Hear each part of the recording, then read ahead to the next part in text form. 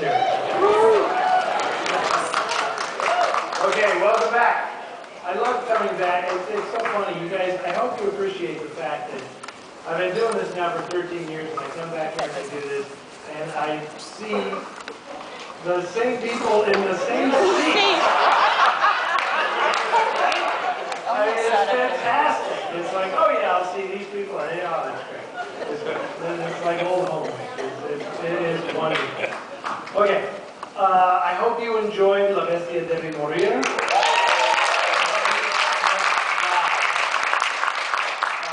I love that Nicholas Blake novel, but I actually in many ways prefer the movie version, or at least this movie version. Claude Chabrol also did a version of the novel in 1969, and for many, many years people thought that was the only screen adaptation of Nicholas Blake's novel. But now, thanks to Fernando Manzipena, we now have this version to say, no, 17 years earlier, a version was made in Argentina that is absolutely equal to, if not superior to, Claude Chabrol's version of the story. A couple of things I want to mention. One of the signatures of Vigno de Toretto's films is he was a Bible scholar. Raphael, his grandson, and I were talking about this earlier, and he signed his film with these passages from Scripture in the movies. It was his way of signing the movies at the beginning and the end. Instead of saying, fin or end or whatever on the movies, he would have Bible Scripture. You will see that again in the movie that you are about to see. Okay, what makes El Vampiro Negro so incredibly special is, I'm sure many of you have seen Fritz Lang's M. Arguably, in terms of sound films, the first great sound film. And I say not just a talking picture, but a sound film, because of the way Lang used both pictures and sound in that movie.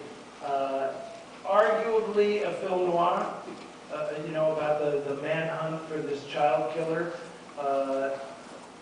The film was remade in Hollywood in 1951. Joseph Losey did a film set in Los Angeles in 1951. But no one knew anything about the existence of the film that you are about to see until Pena showed me his own personal 16mm print of the film in 2008. This film blew me away.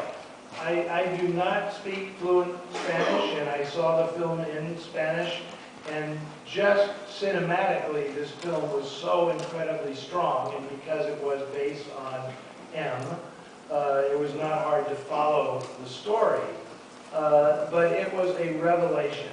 And I said, we have got to find a way to restore this movie. We did what's called a preservation print of the film, meaning we took what existed and did the best. We did a print of that negative that we were able to get our hands on.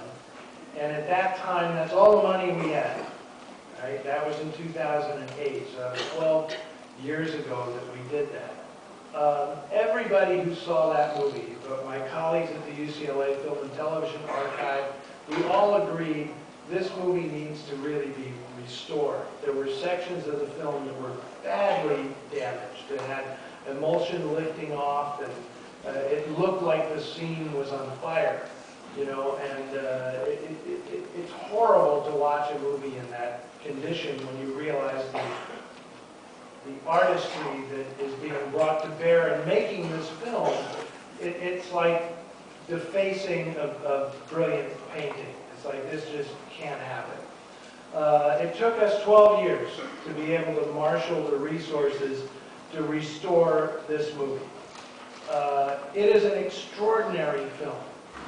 If there's one thing that is totally lacking in Fritz Lang and Joseph Losey's versions of M, it is women. They do not figure in those films, right? Early on in both films, you see the mothers of the missing children that the child killer has taken off.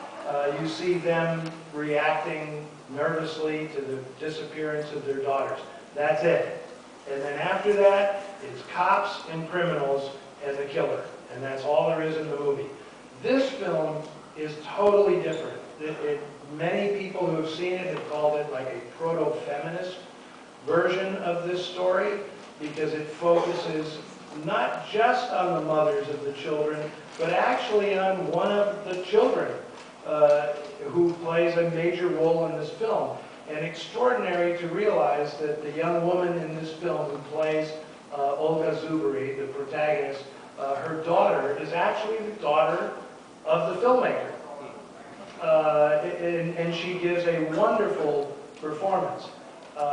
When Nathan Pinzon, the actor who plays the child killer in this movie, when he made this film, he was mostly known as a comedic character actor. This film changed everything for him. It was a daring decision for him to make this movie. Startling. He apparently said to Vino Licoretto, like, this has changed my entire career, and he couldn't thank him enough. And to give you some idea about what this means, it's like if in 1958, if Jerry Lewis had played like a child killer in a movie, that'll give you some idea of like how courageous this was for him to make this film. Olga Zuberi, the star of this movie, was kind of known as the Argentine Marilyn Monroe for obvious reasons when you see her on screen. And she is very much like Marilyn, an underrated actress. She gives a tremendous performance in this movie. And you'll see, there are, for a movie made in 1953, there are a number of Me Too moments in this film that are so far ahead of their time. It's remarkable. And Roberto Escalada, who plays the prosecutor who is pursuing the killer, was a big star in Argentina, and he gives a wonderful performance in this movie. I cannot thank enough the Hollywood Foreign Press. If you watch the Golden Globe Awards and you laugh hysterically and take a drink every time some undeserving person wins a Golden Globe Award, know that the money they are making to sell the rights to that thing for television goes to a good cause. And $90,000 of it went to this film. Okay? Which was the entire budget of this restoration. So the Hollywood Foreign Press deserves full credit after many, many years of trying to prove to them that we are every bit as serious as Martin Scorsese's Film Foundation when it comes to restoring films. They finally got the message, and they coughed up the full $90,000 budget of this restoration.